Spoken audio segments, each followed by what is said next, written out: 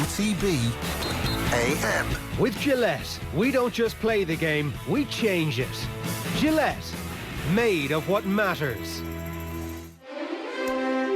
Yes, happy Christmas and welcome to the Off the Ball Stars, a media tradition and a sporting tradition unlike any other. On this Christmas Eve we are bringing you the gongs that matter. We're going to have Kieran Donaghy with us to pick his football team of the year. Tommy Walsh will be picking his hurling team of the year. We're going to have Valerie, Wheeler and Aising O'Reilly with us as well to pick the Camogie team and the LGFA team of the year as well. Players of the year to be decided in all of those. But before all that, a host of categories to get through.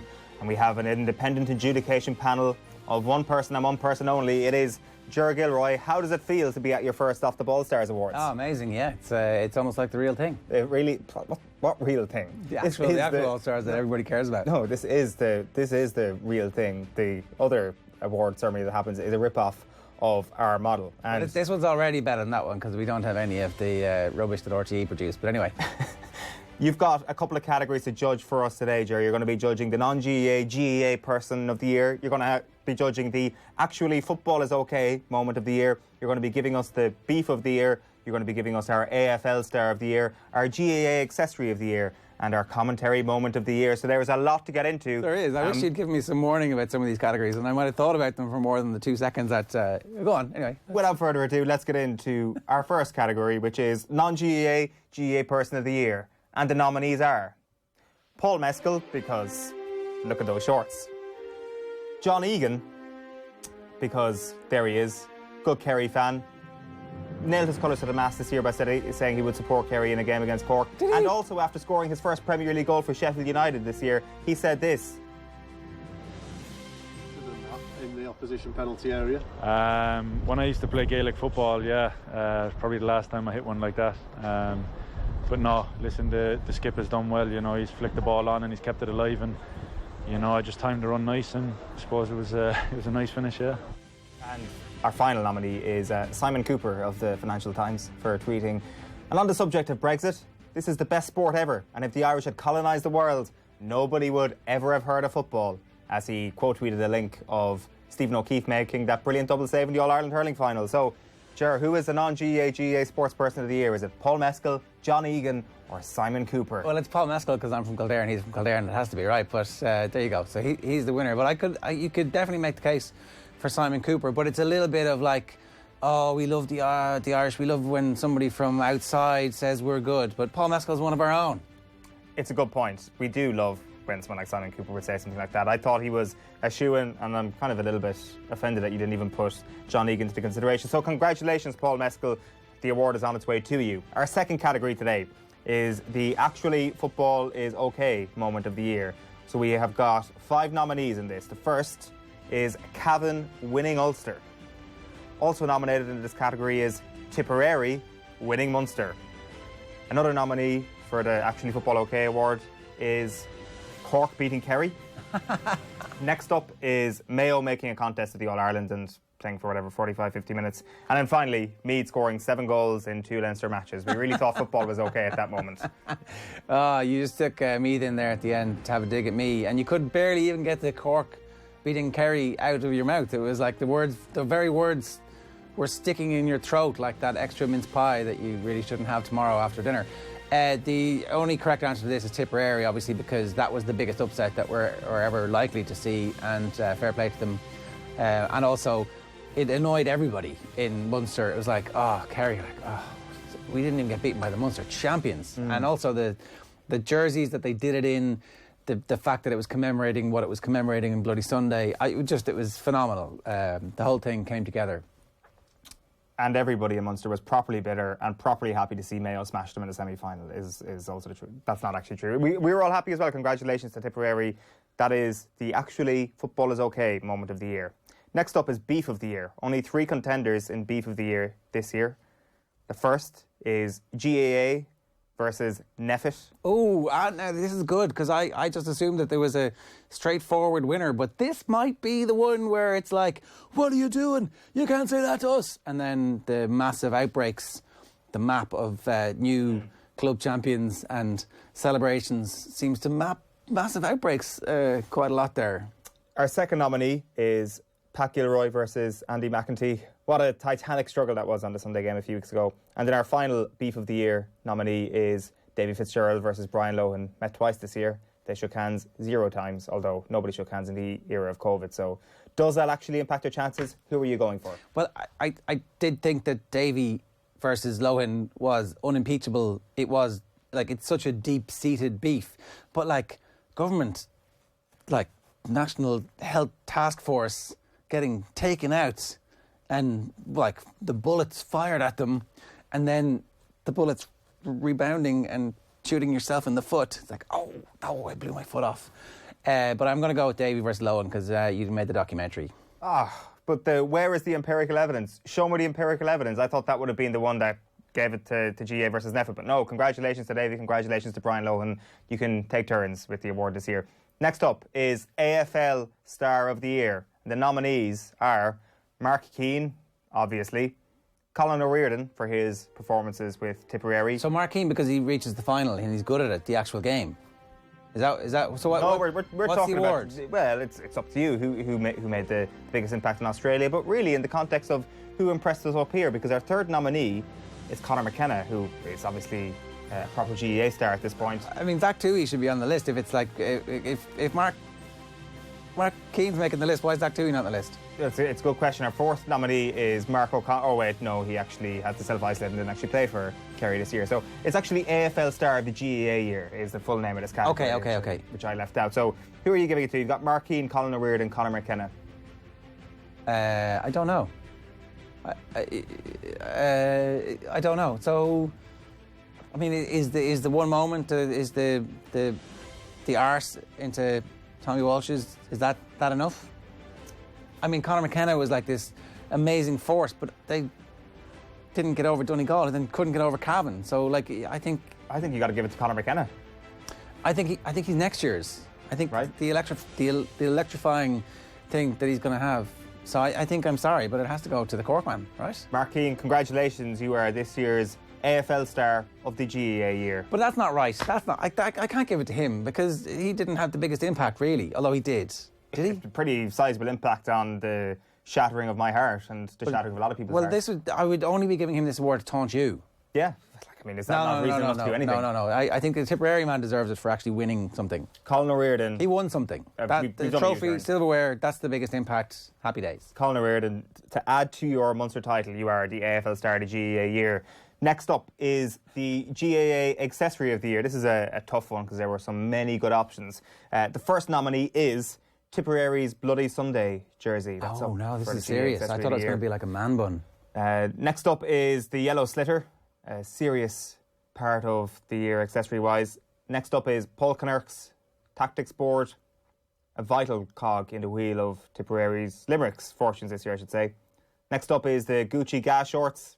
$300 will set you back for those fine pair of shorts. And then finally, you called it, Oisin Mullen's Man Bun. €20 at a good barber to get the ball rolling on that sort of thing, I would say. Probably Davy Byrne had his for a little bit of the championship and then it disappeared come the business end. Is there from the internet as well? I tried looking at that and all I could find was Oisin Mullen's Man Bun. Is there a lesson in that, Man Bun equals no All Irelands? No Man Bun equals 6? Does he have 6? Does Davy Byrne have 7? Who knows, really, to be honest. But I thought Desi Farrell had lost the dressing room when we saw a Man Bun pop up. This was the year where Schitt's Creek won every single available category at the Emmys, and this was Paul Mescal's year. Yeah. And so really, because of the trends in awards, and we all know that certainly the Off the Ball stars are nothing if not trend followers, then essentially it should be him. But what was the first one? The tip jersey. Tip jersey is a beautiful, beautiful, beautiful thing. I thought that there was a moment there where the Tipperary footballers could have decided this is now our footballing identity, that we're going to have our own inter-county jersey, that actually the blue and gold of Tip is great, but it's more associated with the hurlers down through the years, and this is our chance to sell, millions of these jerseys all around the world, given the context of them, and to really separate ourselves as a force within the county. And I thought that was a bit of a missed opportunity. What was the second one? The second one was the Yellow Slitter.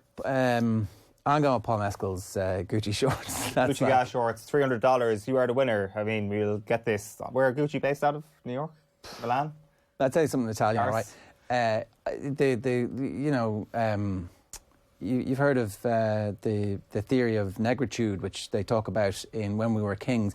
This was the year of cultitude, where finally Paul Mescals of the world stepped forward and, dressed the way Paul Mescal did and laid himself out for all the world to see in his full glory, and then covered them up with barely their shorts. And this is the era of cultitude, except when it comes to actually winning stuff in the All-Ireland finals. Their headquarters are in Florence. The GEA Accessory of the Year, Off the Ball Star, is on its way to Florence right now via courier. Next up is the Commentary Moment of the Year. Love this one. The first nominee for Commentary Moment of the Year is Cork versus Kerry on C103. 2 tackles, they still have an opportunity to score. Walk to the crossover here, room towards Damien Gore. Gore's have to come into the field. Luke Connolly, 15 seconds after the clock. Connolly goes on shot. It's high. It's high. He's going to land inside the parallelogram. Still inside the edge of the square. It's gone. It's a goal. It's a goal. It's a goal. Merkin has got the goal. Would you believe it? 21 minutes on the clock. Cork have got the goal. What is left in it? They lead by 2 points. Connolly, it's all over. Would you believe it? Cork have won and plucked Kerry out. It's unbelievable. Jesus fucking Christ. Amazing. Fuck me. What can I say? The last kick of the game. For Kerry to lose it in the last kick. Well, that was Patrick Mulcahy on his own Twitter account, listening back to it. Was that the edited version? We've also got. Did that go out on air, or was that just the guy in the car? That was just the guy in the car, but Okay. it was him listening back to himself or some relative. Very, very Christmas good. Eve, don't complain. Don't I'm complain. sorry, we don't care. Next up, Kieran Cuddihy of News Talk was watching some junior hurling, or maybe it was intermediate or senior, I'm not sure, in Kilkenny, and he stumbled upon this glorious piece of commentary from the club championship. Just ball in and tap of Walter Welch. 2 more gone through. Young Simon Kennedy wants the hands. Take him down. Take him down. He did exactly. There are no red cards for taking him down. No red cards for taking him down. He's gone. Red card. No, it's not. There's no such thing as professional foul. For fuck. He did give a red card. He did give a red card. That's the Kilkenny moment. So we got 2 good ones. Next up is Blarney versus Ballincollig in the Cork Championship. And this commentator might be a fan of Blarney, I think it's fair to say. Alan McAvoy. Ballincollig have it. No. 23 Cormac O'Mahony bats it down, good ball. Pop, you need to win it, Pop. Need to win it. Rides the challenge. Pops it over the head. Pop by name, Pop by nature. Oh, Berry's one in. Yeah! Pop, Crowley! Yes! We're back level in this game. Go on, Berry! Come on, Berry! What a goal! What a goal. You won't see that in action replay, but Pop Crowley picked up a ball. Your man tried to cream him. He rode it. He popped the ball over the man's head. He ran through. No way should he went for the goal, but he drives it into the top corner of the net. Next ball is vital. Up we go again. Who's going to win it? Joe Jordan is there. Out comes Sean Crowley, his brother. The 2 Crowleys now are coming into their own.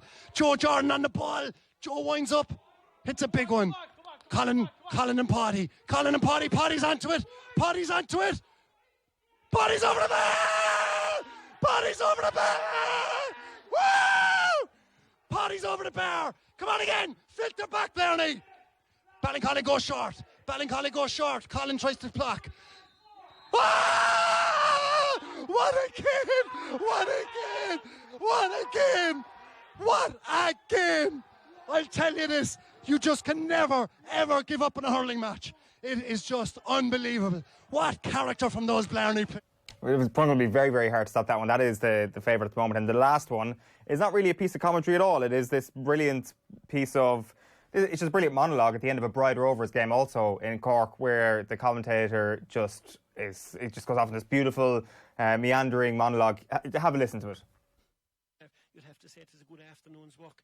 And Mary's milking the cows at home. I forgot to tell her that the high field is divided in two. She couldn't leave them up there, but I'll try and be back for the end of the cows. But the bus is unlikely. I won't be going to a pub drinking because I don't drink, but I might try and go for a bit of grub somewhere, because I'll tell you, the eggs Benedict that I got this morning is still rumbling around a little bit in my stomach. And of course there's a lot of other games on tonight, including the Glen and the Bears below the park, which will be on mainstream television tonight, and there are a host of other games. And we wish all the other clubs, especially our own neighbours in East Cork, who are all playing at the weekend, we wish them all the very best. So we'll say over and out now from a delighted... all right, you get the picture on that one. Okay. Who are you going for? So you've got Cork versus Kerry, you've got the Kilkenny hurling, you've got Blarney versus Ballincollig. It's Cork versus Kerry. It's an iconic moment, nearly overshadowed somewhat, but that was... and the F-bombs at the end kind of made the video as well. Absolutely. Well, thank you for being our independent adjudicator. While Ger is departing us, it's time to tell you about the other awards that we didn't get to show earlier. We didn't have any time to show. The first is the That Old Chestnut Award, which went to the Hurl versus Hurley debate this year. We might split this award with the Splitting Dublin conversation. The good GEA man of 2020 went to David Brady for all the phone calls that he made throughout the year, putting a little bit of life into people's lives in a tough year. The WTF moment of the year goes to Mickey Hart getting appointed Loud Boss. The Leave Hurling Alone Award goes to the many black card debates. And finally, the Epidemiologist of the Year goes to Pat Spillane. Quite a year on the scientific front. And that wraps up the first section of the awards. Time to get into the very serious business of picking our teams of the year. Kieran Donaghy, good morning. Good morning, Owen. How are you? Very well. How tough has this been for you to pick your 15 and your footballer of the year? Not too bad, really. To be honest with you, I didn't struggle overly with my team. There's a few changes to the one that was picked by the Sunday game hosts. So yeah, there's a lot of it picks itself. Well, when we get into it, we'll be starting goals. Who have you gone for? I've gone for Thomas Galligan now. It's harsh on Stephen Cluxton. He's gone a season without conceding a goal. What I don't know how many shots he saved in that, whereas Thomas Galligan was put to the pin of his collar on numerous occasions, and some of the saves that he pulled off against Monaghan and against Donaghy in the Ulster final were outstanding. And I was at the game with Sky that he banged over that monster of a point to win it. Raymond, I presume, Kieran. What was that? Raymond Galligan. What did I say? Thomas Galligan. His cousin. He's on as well. Could probably do a job in goals as well, and I'm sure he will be. He probably could. Yeah. If Raymond got injured, I'm sure Thomas would be running back to take the jersey off from Ella, John Terry, and Jonathan Woodgate, and however else. Vinnie Jones. John O'Shea. Did a great job at one time. John O'Shea. But yeah, Raymond Galligan. That point that he kicked was incredible, because they were 6 down with 9 minutes to go, and they miraculously found their way back into the game, and he was outstanding that day. And he's very good on kick-outs as well. And, Cluxton's unlucky to go a season without conceding a goal and not get it. But for me, Galligan, in what he did for Cavan and how he led Cavan through that run and to win an Ulster medal, was absolutely huge for that bunch of players who hadn't done it since 97. Right, let's get into the full back line. Who lines out here? Full back line is Oisín Mullen at 2. Unbelievable year. Future massive leader in this Mayo team. And, I think his next agenda now is how to make that number 3 jersey his own and just be the man that's the full back, and that's going to be the rock. And he has to organise his troops and get the team defending going like the Dubs have at the moment. And but he was absolutely outstanding. So he's in at number 2. Mick Fitzsimons is number 3. 8 All-Ireland medal on Saturday night. Huge hit, whether it was a free, black card, yellow card, red card, whatever way I want to call it. He laid down a marker, saw his opportunity to do it, and wouldn't be perceived to be the hard hitting guy at the backs, but he's so good on his feet. He's so good at doubling the ball. He's so good at sniffing danger. He's a massive leader. He's not worried about what his man scores. He's worried about what Dublin can score, and that's what you need in a fullback. That his ultimate goal is to contest everything and be dogged and do everything that's needed to win. And he's been outstanding again and fully deserves his berth at fullback. Then the other cornerback. So far it's Raymond Galligan, Oisín Mullen, Michael Fitzsimons. Who joins them in the fullback line? Owen Murchan. I think he's been unbelievable, and like every Dublin back six players, and it's the same with their six forwards, and it's something that teams are going to have to try and look at, is getting them ambidextrous when it comes to they can play any position. And Owen Murchan can play probably 5 out of the 6 back positions. He could play full back if there was a small nippy full forward inside there for a team. Super quick, super athletic, goes about his business in the right manner, can attack and can score, as we saw last year against Kerry, and would be a nightmare for a corner forward, especially a small one, which, you know, every team would have a forward that Murchan would suit. But even when he's outmatched and outsized at times on the physicality side of it, his smarts and his speed and his speed of thought brings him to the fore. So he was outstanding. So I have him in number 4. Good stuff. The half-back line, maybe at the start of the year, before anything happened, you would have said maybe Jack McCaffrey could be in a shoe in here, James McCarthy potentially. Do either of them, obviously Jack McCaffrey's not going to be there, but could James McCarthy feature a bit further forward in your team, or not at all? No, he's number 5, because I think that's his. Even though he's I talked about a minute ago, they're so good at playing anywhere. These Dublin guys, they're just so smart, all of them. But he is as a 5, you know, that's his spot. If you were picking a team of, when they pick the next team in 100 years' time from the last 100 years, whether it be the team of the Millennium 2, he will be your number 5. 8 All-Ireland medals, and, you know, just unbelievable. Whatever your job you want him to do, whether you want him to be a battering ram, whether you want him to take somebody out of it, whether you want him to go forward and cause havoc, he did it all. He did it all yesterday without even hitting top gear. So he's in at 5, and I have John Small in at number 6, because he's just your perfect tonic for a guy. He's tight, he's aggressive, he's nasty, he's smart.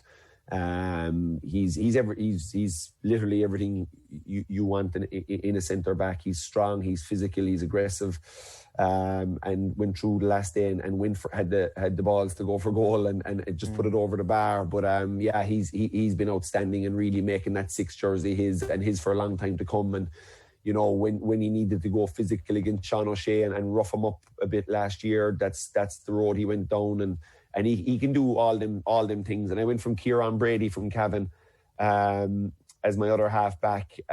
Just couldn't shift John Small out of 6, but I think he was outstanding in the Ulster Championship, really good against Donaghy, and really took the game to the first half when Cavan were only 5 points down to break. But he was a brilliant leader for them all the way back there, and deserves his spot. Right, so just to recap so far, it's Gallagher in goals, Mullen, Fitzsimons, Murchan, then the half-back line, James McCarthy, John Small, Kieran Brady. Now the 2 in midfield, I think you've already given the game away that it's going to be Thomas Gallagher, and I presume, obviously, everybody knows who's going to be number 8. Yeah, Fenton, you can't. There's no more that can be said about him. I'm not going to eulogise. I gave my speak in him a number of months ago, and I'll stick by that. And Gallagher, you know, was just what a story. Heroic. For a fella not to be in the starting team the first day out, to come away, really. Well, he was injured. He was injured because I'd been talking to Hugh in the Boar's Head, and he told me about James Smith and Thomas Gallagher. To watch out for them coming into the Monaghan game when we were covering it that day, and Gallagher came on. It was brilliant. Came on as a kind of a full forward, half forward, 1 ball inside, 1 ball outside, won a massive kick out at the end of the game when they really needed it for his cousin to pop over for Raymond to come up and pop over the free.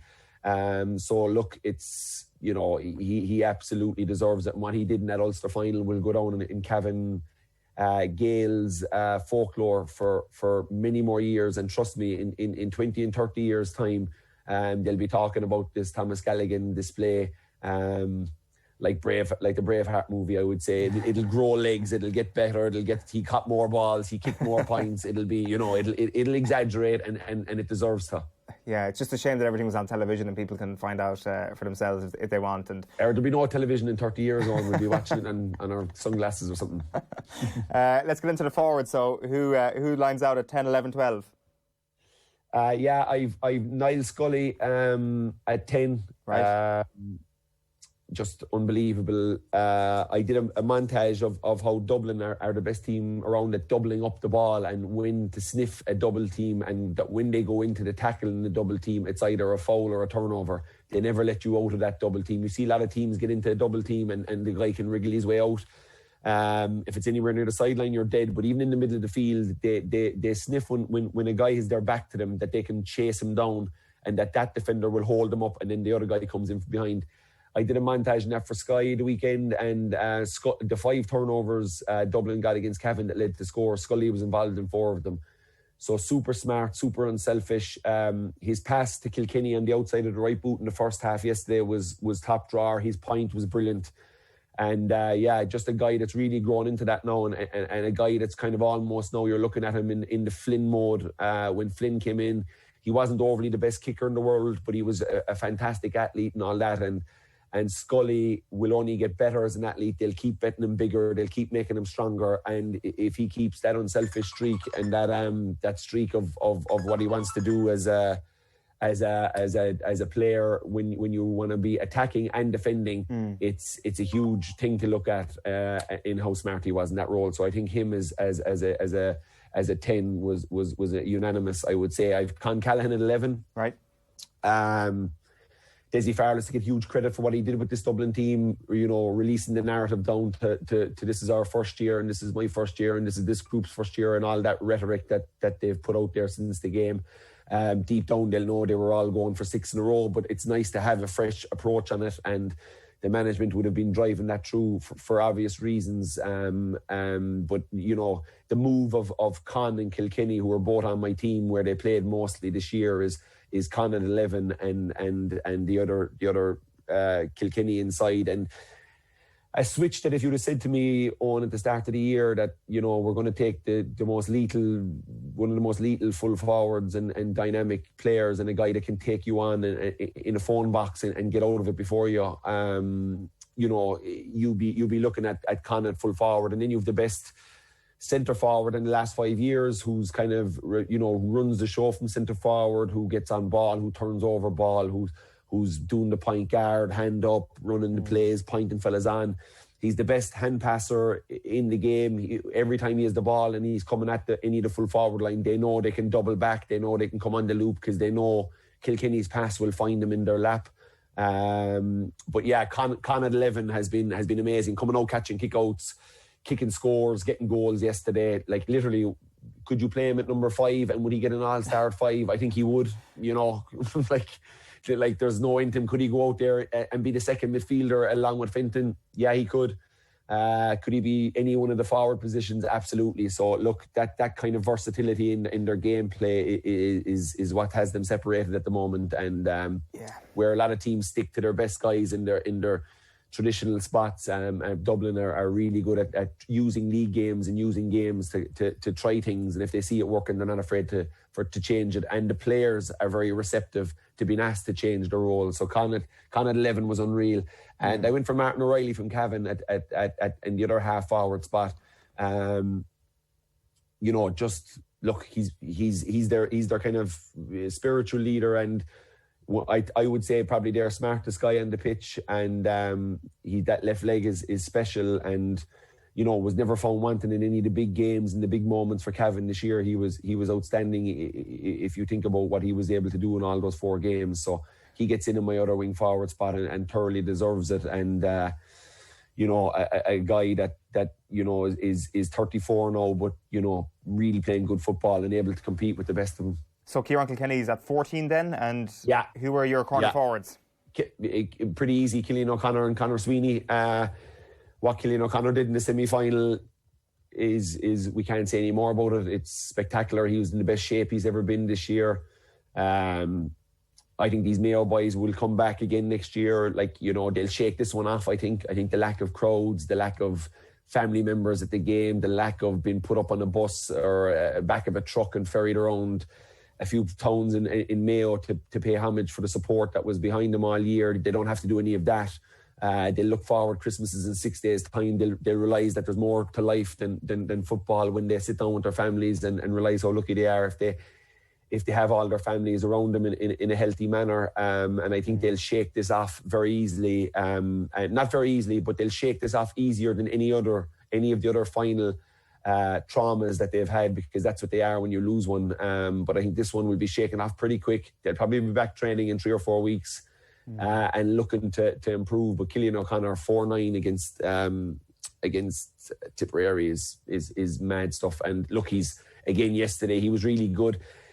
He probably was over anxious for the goal, for Con's second goal. He should have been staying at home there. He should have been staying and like Dublin do, getting into that D and just leaving Con, that if he beats somebody, that someone else goes to him and he just pops it over the bar. But he was a bit rash, and but rash through effort and wanting to be better and wanting to get the ball back for his team. And Conor Sweeney on the other side was his point against Limerick in the Gaelic grounds was something that will be remembered for a long time. Outside of the left boot, 40 yards from a tight angle with all the pressure, a point down, an amazing kick. And he followed that up with 1-9 against a very good Mayo side. And to be honest with you, if he'd got a few slips from his teammates, he could have had 3 or 4-9. He could have done very similar to what Cillian O'Connor did. His performance in the Munster final, he was majestic. He was able to play his game. He was able to stay close to goal.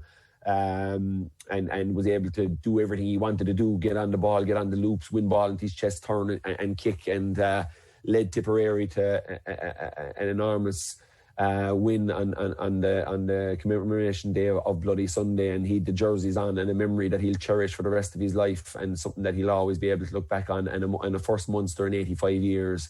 He thoroughly deserves his spot on my team and the official All-Star team when it comes. Dean Rock is very unlucky not to make it. I really tried to pick it spot for spot. I didn't want to move guys around to fit other guys in or whatever.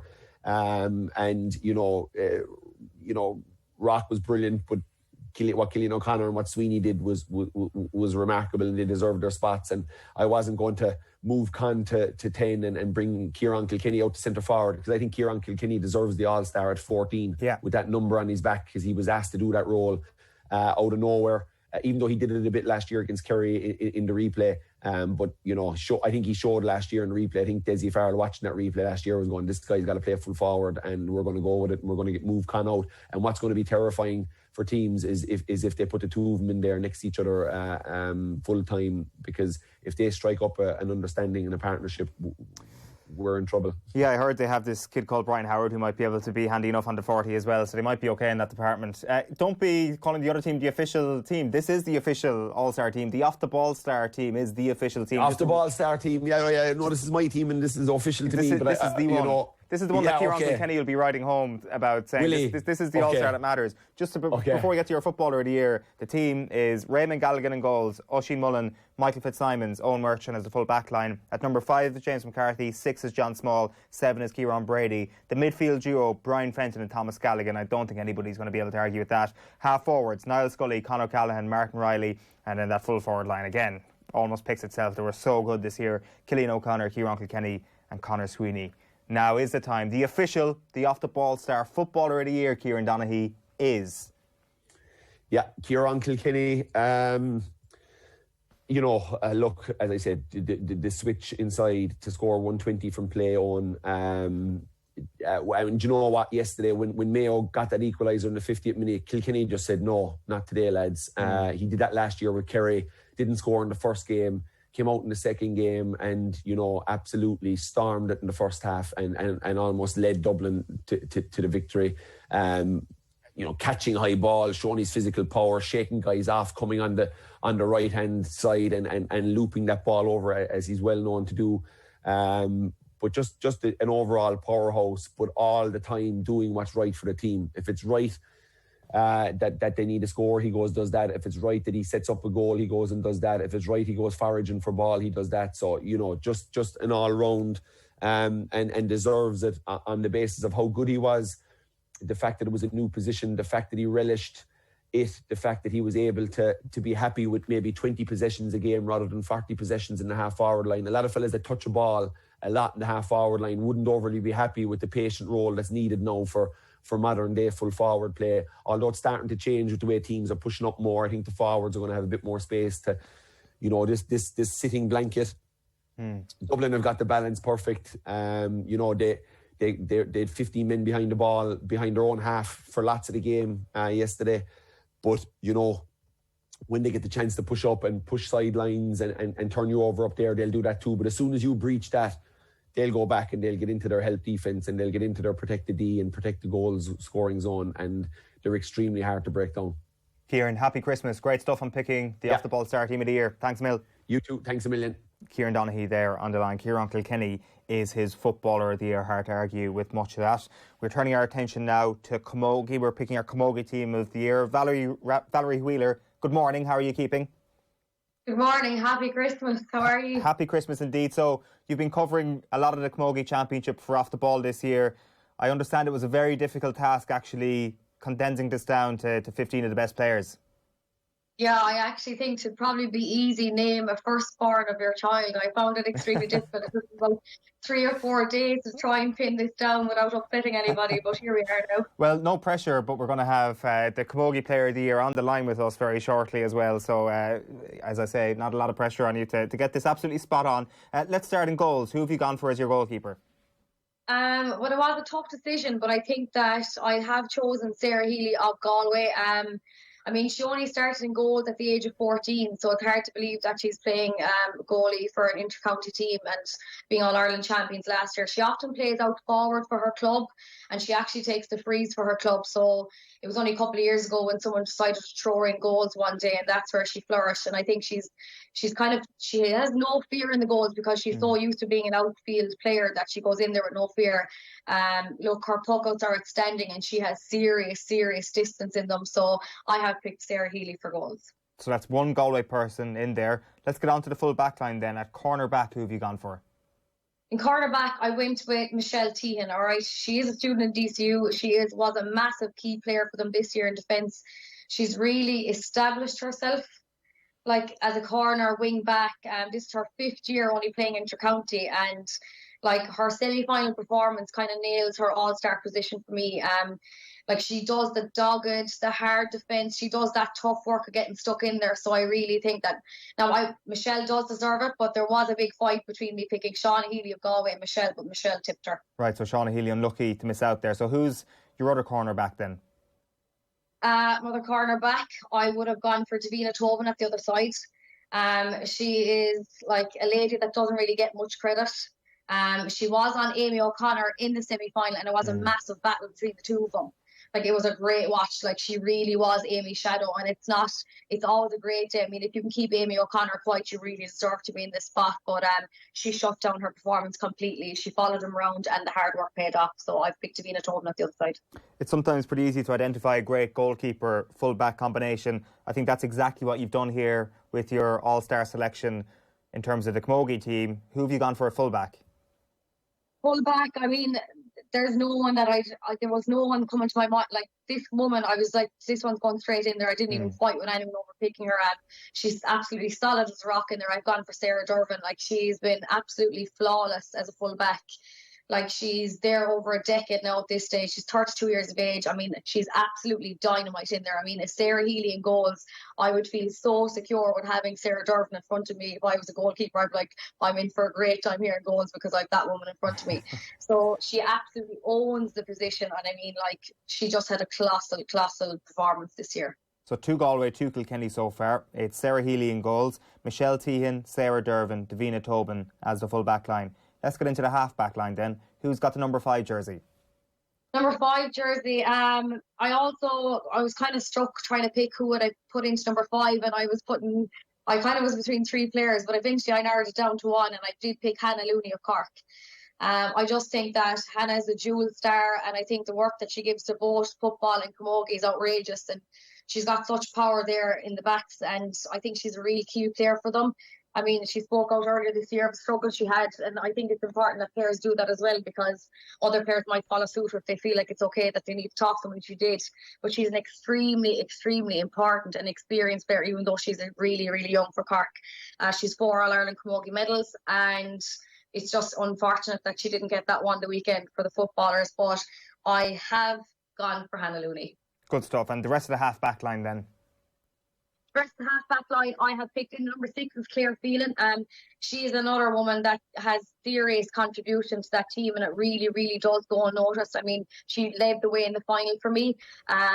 She is lethal under a high ball, and I think that she caught a late ball towards the end of the Galway game, and that to me, I was like, you know what, she's just unbelievable in rucks, hooks, blocking. Like, Claire Phelan is your woman that you want in there, so she's got the number 6 jersey. And then Grace Walsh in at 7?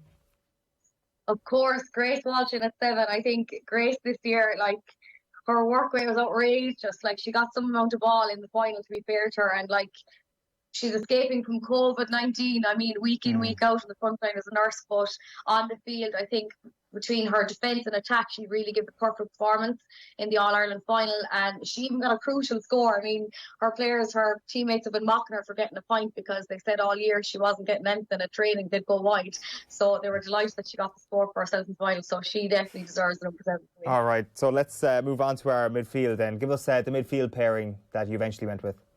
Aoife O'Donoghue, number 8. There was no one else I'd rather pick either, to be honest. She's been around now since 2014. She made her debut then.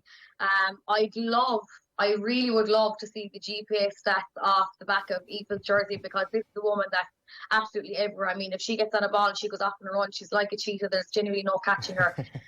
She's small and she's fiery and she's everywhere. And I really think that Aoife would deserve the number 8 for me. And is it our first tip player, or no, we've got a couple of tip All-Stars, but the first one to announce so far, the other midfielder here? Yeah, Karen Kennedy. I mean, you could easily put Niamh Kilkenny in there as well. I was stuck between the two of them, but I really think that this year Karen Kennedy came roaring into the inter-county scene. You know, I think she really made a name for herself in the semi-final. She was so brave, so skillful. I mean, she got that late goal from that, really giving the breathing space to get through to the quarter-final. So, I think she's so athletic as well. I think it'd be really unfair if I left her out of the team, because from what I've seen of her this year, being at a few games, you know, she really, really owned that position. And I couldn't have picked anyone else but Karen. Good stuff. All right, so give us the 3 players in the half-forward line now, Valerie. Half-forward line, I've gone for Carrie Dolan. She's crucial to the Galway team. And she's also powerful, nippy and skillful. And without Carrie Dolan, to be honest, I think Galway would, to be honest, I'm not going to say without Carrie Dolan they'd be lost, because they wouldn't, because they've plenty of other players, but she is a crucial member of the panel, to be honest. In at number 11, I've gone for stalwart Anne Dalton of Kilkenny. She's been around a while. She could have decided to sit this one out due to COVID and having a family at home and stuff. She's 6 All-Stars already to her name, so I'm delighted to give her another one here. And she gets stuck into it, and there's no messing with Anne. And I think that even when you talk to her after a match, like the last day when she won the semi-final to get in against Cork, I was like, what are you going to do to celebrate? She was like, I'm going away now to get a feed of pancakes. And that's just the woman that That's how you do it. That's how you do it in the COVID time. Feed of pancakes is absolutely the way to do it. And then at 12, we're going Cork again here, are we? Yeah, we're going Cork again. I've gone for Amy O'Connor. I know Amy normally wears the number 10 jersey, but I think in order to try and fit some people into my All-Star team, I put it the other side. Her performance, she's just so dangerous in and goals. You know, her confidence oozes, and like that's a great thing as well, because she really backs herself. You know, even if there's someone in a better position and Amy decides to go for a goal, and she mightn't be, she will back herself 100%, and she probably will get the goal. She was absolutely tremendous. She's a really disciplined player, and I think Amy deserves that spot. I mean, she got 2-1 in I think it was the quarter-final in horrific conditions, and she's just lethal in goals. You're spreading the love then in the full forward line. 3 different counties represented here, 13, 14, 15. Who have you gone for? Right, Beth Carton of Waterford. Beth, she's just dangerous, and her frees are absolutely flawless as well. She got 131 this season alone, so to leave her out of my All-Star team would be absolutely ridiculous. I know they have failed to reach the last 4 over the last few years, and they'll be really disappointed with that, but I think Waterford are really making strides in the Camogie world. But Beth Carton, she's dangerous on the edge of the square, and I'd hate to be a backer, I'd hate to be a goalie with Beth Carton coming in on top of me, because she's bound to do something dangerous. Full forward then. Full forward, this lady for me, she's, do you know what, it's Denise Gaule. Like, this lady for me really nailed her spot, I suppose, in the All-Ireland final. I think everyone knows now at this stage that penalty, like the absolute heroity that it took for Denise Gaule to step up and take that penalty and rattle into the battle net. But even I think her composure after the penalty as well, it said a lot about Denise. I don't know if you've seen it, you probably have, but when Denise scored that penalty, you know, she turned around, she's telling everyone, calm down, we still need to go. But she's an amazing free taker. She's monstrous frees. I mean, she can do it long, she can do it short. There's nothing that Denise Gaule can do, and I think she deserved it. She deserved the 14 jersey. And then finally, before we actually announce your player of the year, who is number 15 going to? I have given it to Cotavan of Tipperary, another Tip woman. She's joining Karen Kennedy in my all-star team. Tip were beaten, I suppose, at the final hurdle, maybe, you know, last year and this year. And I think large parts of the game, Tipperary are on top. And I think it's really due to Cotavan and her performance. She's just amazing. I think everyone remembers this year of her club viral video that went viral in the club scene when she did the hurley switch. It was just unfortunate that she didn't get the point. We're still mocking her over not getting the point over the bar, but Cotavan, she's amazing, and her first touch is absolutely ridiculous, so that's why she's in there. Now to very serious business. I'll just recap the team before we do it. Sarah Healy in goals, Michelle Tehan, Sarah Dervin, Davina Tobin is the full back line, Hannah Looney, Claire Phelan, Grace Walsh in the half backs, Aoife Donaghy, Karen Kennedy is your midfield. The forwards then, at number 10 we've Carrie Dolan, Anne Dalton at 11 and at 12 Amy O'Connor, and then Beth Carton, as you say, of Waterford at 13, Denise Gaule of Kilkenny, number 14, and the other corner forward is Cotavan of Tipperary. Which of those 15 players was the best Camogie player on show this year, Valerie? To me, there's only one woman that stands out, and I don't think anyone will be upset with me or disappointed when I pick this lady, but 337 in 5 championship matches, and who I'm picking as my player of the year is Kilkenny's Denise Gaule. And we're delighted to say good morning to Denise Gaule and congratulations to Denise Gaule. Fair play, you are the off-the-ball star Camogie player of the year. How does it feel to capture this and add this to your slew of medals you won this year? Well, how's it going? Thanks for having me on anyway. Sure, look, it's good, I suppose. It's nice one to add, but sure, look, once we won the match at the end of the day, it was the biggest thing for us, but I suppose can't complain either, and after a good year, so. Valerie touched on the penalty really well there. There are two different elements to it. It's the penalty itself and what happens immediately afterwards. On the penalty itself, how many times did you hit that exact shot in training in the weeks leading up to the match? Oh, God, I don't know, I was saying after the match, the Thursday evening, I had an absolute mare on the penalties there, and I just left. I was like, I just nearly hoping we wouldn't get one in the match. But no, look, I suppose when you're practicing them, you'll be trying every angle out, and look, on the day, I just kind of noticed that Sarah's holding her one way and just said, I'll just go the other, and hopefully, I'd say I'll never hit a better one again, but sure, look, I'll take that anyway. There was like a beautiful technique on it, almost like a golfer approaching a dog leg off a tee box just to keep it away from the goalkeeper. It was as much the swerve on it as much as the clean hit it felt. Yeah, I suppose if I'm left-handed, it probably would be easier to go across the body, like say the other side. But look, I just said, look, I'll go that way now. I usually would go the other way now, not giving away anything, but I just said, look, I'll give it a lash now, down the left, and hope, please God. I was never so happy to see something hitting the back of the net anyway, so. Yeah, and then, sorry, go ahead, Valerie. Denise, I mean, plenty of heartache over the last few years, and you've had a chance maybe to now reflect back on what you have achieved, and it's probably difficult that you weren't able to celebrate much together over it. Yeah, I suppose, look, I suppose everyone knows what happened in the last few finals or that, but look, I don't know, yeah, this year was just another year, like, especially with everything going on, just to be able to go out and play at the end of the day was the biggest thing. And it's nice after the few days when it kind of settles down and you're at home with the family and you're kind of just thinking back on the match, or you're just sending a few WhatsApps to the girls and just catching up, and like, I don't know, sure, everyone's just on a pure high now, and it'd be great, like, over the Christmas as well, something extra, so it's brilliant, yeah.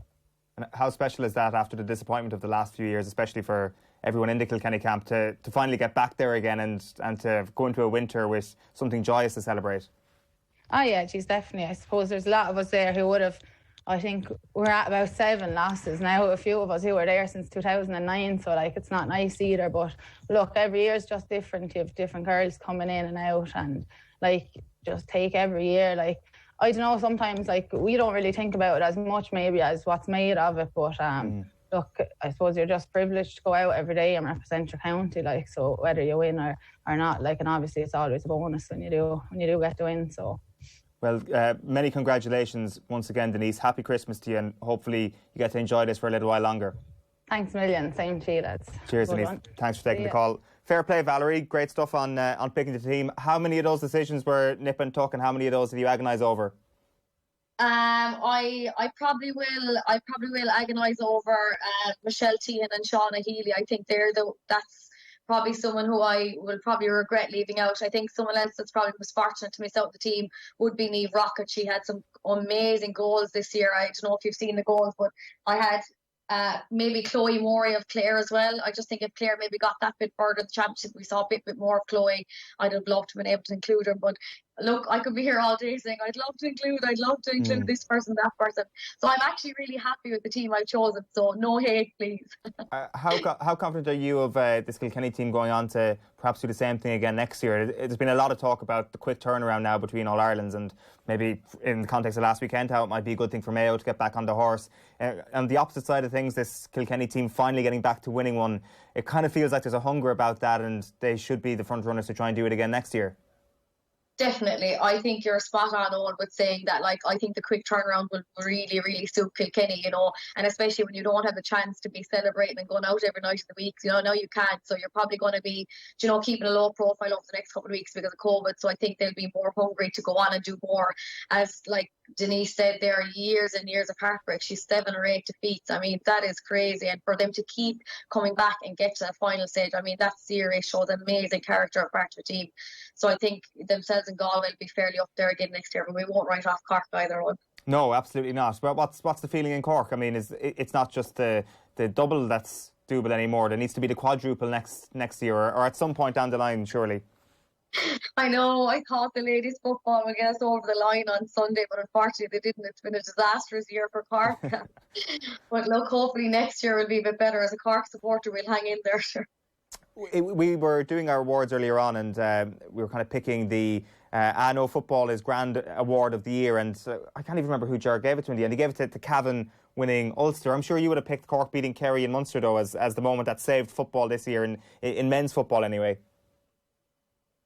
To be honest, Owen, I probably would have picked Tip winning the Munster final. I know as a Cork person I would have loved to pick it, but if you actually step back and look at the game, I think when Cork went on and didn't do much after that game, I think it really squished all me picking. If maybe Cork went on and won the Munster final, maybe I would have been like, that was a huge game. Sure. But when they went on and didn't push forward, I think I would pick Tipperary winning. Well, listen, all the best for 2021 on behalf of all of us, towards everybody in Cork, because sure, we love Cork here. Maybe the quadruple will happen, and fair play in picking the team. Valerie, cheers. Thanks, Eoin. Happy Christmas. Happy Christmas to you too. You are watching this Christmas Eve special. It is the Off the Ball Stars on OTBAM, which is live in association with Gillette. Good morning. Start with Gillette, giving you the confidence to tackle the day ahead. So, one Kilkenny woman on the line there. We're going to Kilkenny man now, and Tommy Walsh. How are you getting on, Tommy? Yeah, good on. Looking forward to the Christmas. Yeah, same as. So, the hurling team of the year, do you go through this and just say to yourself which Limerick man gets into each position, or was it a far more democratic process where there was a lot of other good individual performers outside of the champions? Yeah, there was plenty of other good performances on, but I think it was dominated by Limerick when the All-Ireland champions win so many matches so convincingly. Like they beat Tipperary, the 2019 All-Ireland champions, be 6 points, and probably looked a lot more comfortable in that back earlier on a couple of weeks ago, and then to go on and win the final, be 11 points. It just shows their domination. The closest match they got was the Galway match. Even though they never looked like losing it, it was still a draw match 70 minutes in. So listen, they didn't have it all their own way, but my team of the year will be dominated by Limerick men, yes. Is it Nicky Quaid in goals then? We may as well start off. Who is your goalkeeper? Yeah, so goalkeeper Nicky Quaid. It was between himself and Socky, Stephen O'Keefe from Watford. I suppose the huge saves that Stephen O'Keefe made in the All-Ireland final put him into contention big time. And, you know, like if Limerick had got the goals at that stage, it could have been an absolute whitewash. Because if you score 2 goals in the space of a couple of minutes, you know, we've seen that happening to Waterford before, and to happen to any team.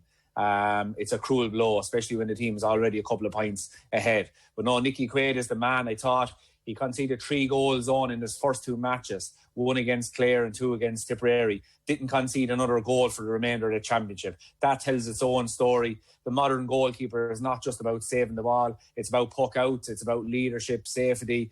Like, no matter what happens, Nicky Quaid is up for it. In the final, he made a couple of saves, 4 or 5 saves. There were kind of half goal chances for Waterford. He wasn't diving all around the goal post or anything like that to make these saves. But he was, dude. He was assured. He was, like, the stories are that he turns up an hour before training 3 nights a week to get in his goalkeeping moves. And you can see that by his feet. Like, he's always seems to be in the right place at the right time. A goalkeeper, one of the most important thing is that you get your body behind the ball if you can at all. And that's what he does and did, especially in the final. So Nicky Quaid, for me, has been brilliant for the last couple of years and is probably the leader of that Limerick team. Yeah, truly deserving of that position. Who's in at cornerback, so Tommy, if we get into the full back line? So he's my first nomination for Hurler of the Year as well. He's been absolutely outstanding. He's going for his 3rd All-Star in a row. The cornerback, like, sometimes you put all your best men up the centre. And you will always see with All-Ireland champions, they will have brilliant men up the centre. But cornerback in the modern game, with the quality of ball coming into the full forward line, is exceptional now. You need really good cornerbacks, and if you don't, your year can be short-lived. So Sean Finn, for me, he's been brilliant. He's been consistent. When the ball comes in high or low, he's able to win it. He marks all the top players, and there's no problem to him. He lost his comrades Richie English and Mike Casey at the start of the year. You thought this will definitely damage Limerick's chances of maybe convincingly winning this All-Ireland. But no, this man stepped up day after day. So Sean Finn, for me, is the right cornerback. How much was that you as well, Tommy, trying to actually step up and take the strongest man on the opposition team? Like, I mean, as you mentioned, the injuries were a big thing. I'm not sure how many inter-county hurlers would actually shy away from that, but I'm sure there's sometimes a tendency to say, I'll take an easy day out here, but Finn never seems to be that guy. Yeah, and maybe the pressure can get to you because when Richie English and Mike Casey, when they did, I suppose, bow out through injury and that, you wonder, like, the whole country was talking about Sean Finn then. Can Sean Finn keep it together? And sometimes that can maybe, it can probably affect your performances, but it seemed to affect his performances in all the right ways. You talk about the greats of the game back in the full back line, the Mick Kavanaghs, the Ollie Cannings, Jackie Turles, all great men, Paul Murphy in the full back line, but this man is up there with him. Right. He never seems to have a 6 or a 7 out of 10 performance. It's always a 9 out of 10. You ask the question, is it hard to pick up the best men? It is now. Because you go back 10 years ago, 20 years ago, when you got the ball in the back line, it was just struck up. So you just read the game like that. But now the ball is coming in perfect. So you have to be able to not just be out in front of your man, which Sean Finn often is. You have to be able to defend as well. So when your opponent does get the ball, shadow him out, keep him out to the wings. And I suppose, Sean Finn is in that full back line. They didn't concede a goal in the Munster final, All-Ireland semi-final or All-Ireland final. That tells its own story, Owen. Who's that full back, Tommy? Full back, so who do you put in here really? Is it Dan Morrissey? Is it Donaghy Burke? I've Donaghy Burke put in full back. He's the best full back in the game. Absolutely outstanding. He's already a legend. In my book, he's there with the Brian Lohans, the Dermot O'Sullivans. He's like Jackie Turles showed in the Sunday game after the All-Ireland final, his catch going backwards. Like, it's only the special players can do that. So he was running backwards and was able to turn in mid-air and catch the ball towards his own goal. It was an amazing skill and he made it look simple. Last 20 minutes, I felt, when the game was in the balance against Tipperary down in the Gaelic grounds, Donaghy Burke, after, he slipped for the first goal that Seamus Callan got, lesser players would let that affect them and maybe, go on to have a 6 out of 10 performance. He just kept at it. And when it really mattered for Galway in the last 20 minutes, he was the guy that sold it up for that. The time Cathal Barrett got sent off, it was Donaghy Burke sold it up from full back to create that chance. And I thought he was just a colossus. He was injured for the Wexford game, but after that he could be man of the match in every single game. Right, so we've got Sean Finn, Donaghy Burke, 2 of the 3 in the full back line. Who's wearing the number 4 jersey in your team? Yeah, so I'm going to move over Dan Morrissey there. So no, right. I'm not going to leave out Dan. It was between himself and Barry Nash, to be honest. I thought Barry Nash had an outstanding year as well. But no, Dan Morrissey, he's from the hand club. they've produced such brilliant brothers going back to the 1920s. You have the Mackeys, Mick Mackey and John Mackey.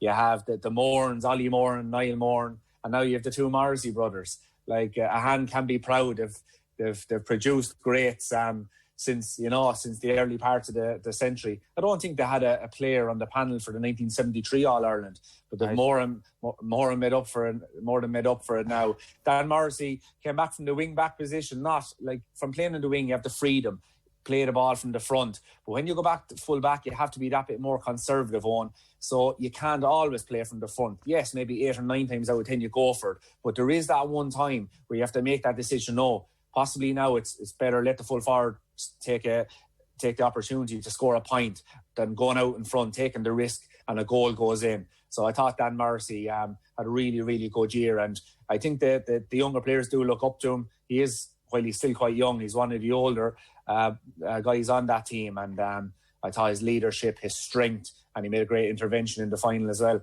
Brilliant stuff. So Dan Morrissey is in at corner back there as well. Let's move on to the half-back line then, Tommy. Your own position here. Who have you gone for? We'll start at wing-back, I suppose. Yeah, we'll start at number 5, Diarmaid Byrnes. I'm not sure if he got the All-Star 2 years ago, but definitely deserves one this year. All the talk coming up to the final, Owen, was the aerial ability of Waterford after the defeat of Kilkenny in the All-Ireland semi-final. They ruled the skies, they won the air, one of the first battlegrounds that you have to win to become a serious team, to become All-Ireland contenders. First ball came down between Diarmaid Byrnes and his Waterford opponent. He caught the ball, and you could see, if you go back and look at the video, he knew what it meant. His team knew what it meant, because it meant, I'm not going to be pushed around here today. Waterford, they're not going to rule the skies here today. This is our year. We're going to win 2 All-Irelands in 3 years. Like, I was looking at his scores as well on. He scored 3. This is a wing back now, would you mind? 12 points in total. 3 points versus Clare in the quarter final. 3 points versus Tipperary in the Munster semi-final. 2 points in the Munster final, 3 points against Gaule in the All-Ireland semi-final, and a point in the final. 12 points in total. So, that man more than deserves his place on the team. Yeah, you've made a very, very strong case there. Centre-back then, Tommy? Centre-back then is Tadhg de Borca. Arguably the best number 6 in the game right now. His injury after 20 minutes in the final was just cruel. It was absolutely cruel for any neutral GA follower, for any Waterford hurling follower, for any of them people on that Waterford backroom team. They knew what Tadhg did to come back from the other cruciate injury. If there was no pandemic this year, he probably would not have made it. He wouldn't have been back in time. Suddenly, in comes COVID-19. Tadhg de Borca gets an extra couple of weeks, an extra couple of months to make his comeback. Comes back better than ever. That's always the worry you have about the cruciate guys. Ray Keane did his cruciate, Henry Shefflin did his cruciate.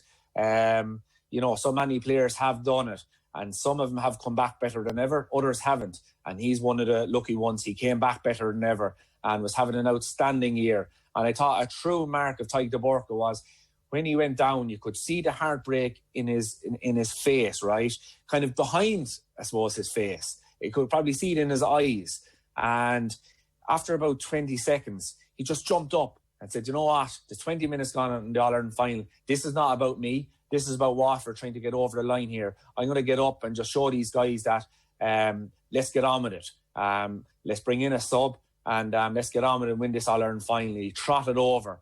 And how hard would that have been? And, it was a measure of the man. And I thought his performances. What's the best thing about Tadhg de Borca? The skies. When they say Waterford winning the skies, you're usually talking about that guy. He can win it going forward. He can win it actually trotting back, which is very difficult to do. So, yeah, Tadhg de Borca, number 6. Brilliant. So, de Borca at number 6. Is your All-Star team, playing a sweeper, Tommy? What do you think? I think that question doesn't need to be answered. At number 7, then, your other wing back, Tommy, who's going in here? Yeah, he was Young Hurler of the Year in 2018. Usually we are looking at where do you pick him in the forward line. Kyle Hayes, 6'4". He gave one of the best first half performances in an All-Ireland final that I have seen. It's a new way of playing when you're playing wing back. So the half forward line now, they tend to go back helping out their defence. So if the wing back kind of stays in his position, yes, he can mop up some ball, but Kyle Hayes went the other way. He said, let's take them on, let's attack him. And yeah, he went forward, and you know, it would have been an outstanding goal, one of the great All-Ireland final goals, if he happened to bounce that off the ground. Possibly, you know, the chance he got in the All-Ireland final was from playing so much in defence this year. Usually when a forward gets that ball, you know, maybe 10 yards out from goal, he'll bounce the ball off the ground, or he'll keep it away from the goalkeepers. His strong side will say that he can save the ball, but no, he hit it, and Stephen O'Keefe made a great save. But Kyle Hayes was outstanding all year, and the question mark was, why would you put back one of the best centre forwards in the game, wing back, when he went back against Tipperary? But that just showed how Limerick, how good they're able to adapt. And what he did was, as well, he put up a wall outside of that full back line on.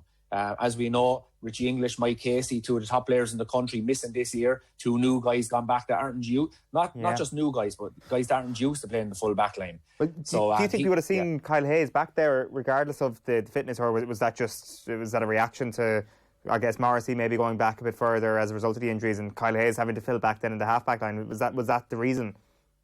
Yeah, I bet me house on it that he went back to it was just unknown, that full back line. You had Barry Nash, right, who wasn't on the team 2 years ago. He's played, you know, I think he was man of the match in an under-21 All-Ireland final corner forward.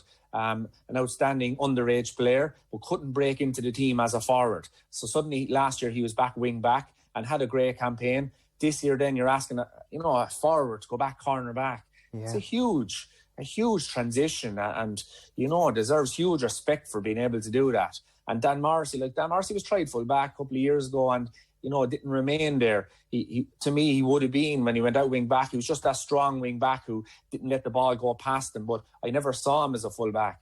And so this is before kind of, you know, the year really got going. So maybe John Kiley, Paul Kinnerka and co were thinking along those lines. Let's give them as much support as we possibly can, and it proved very fruitful. Absolutely. And I mean, that crisis certainly didn't go to waste for them, the injuries in the full back line. They're now in a much better, more versatile position for next year as well. So just to recap where we're at the moment, Nicky Quaid is your goalkeeper, a full back line of Sean Finn, Donaghy Burke and Dan Morrissey, and then the half-backs are Diarmuid Burns, Tadhg de Burka and Kyle Hayes.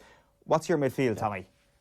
Midfield then, so we've the wizard himself out, Cian Lynch, midfield. I know he kind of played between the lines. He was midfield in some games, he was centre forward in others. But I think, you know, he's the top midfielder in the country at the moment. What I love about Cian Lynch, reminds me of Richie Power. He could go on and be the star every day and pop over pints upon pints upon pints. But no, he always picks out the man in the best position. He's not looking for the headlines of a Monday morning in the newspapers or in the Sunday game that night. He's not looking to pick up man of the match awards. He will absolutely blitz you with sublime skill. We've seen on the Sunday game, All-Ireland final night, the top moments of the year, that lovely little flick, if you remember, Cian Lynch did in the middle of the field in a big game earlier on the year. Wonderful. We never see players trying things like that, but he doesn't do it as showboating. He does it as part of the skills that are in his armoury. And yeah, I've great time for this guy. He's probably the only real guy that goes forward with that eye for goal. Most of the guys, when they go past, we'll say midfield, or go past the half-back line on, they will hit the ball over the bar. And that's why you'll often see him scoring 29, 30, 31 points. But when Cian Lynch breaks that line, there's goal on his mind. He set up a great chance for, he nearly scored himself, set up one for Kyle Hayes. The rebound, that would have been a magical goal, you know. He's like the Brazil players in the 70s. Like, he's just wonderful to watch and a wonderful entertainer, but the right way. And with the ultimate respect for his opponents, that double. Then he had another chance where he soloed through. He had a beautiful flick down. It was a hand pass into him out around 40 yards underneath the Cusack stand in the final. And very difficult ball to bring down. He made it look easy, went in, and just the pass didn't work out at the end. I think Tadhg de Burka came back and intercepted it at the very end, but another goal chance. So Cian Lynch for me anyway, midfield. Good stuff. So Cian Lynch, one midfielder. Who's in beside him, so? Yeah, so this one I've gone for Tony Kelly. My other nomination for Hurler of the Year. He scored 17 points, I see here, against Limerick, the All-Ireland champions. 8 of them from play.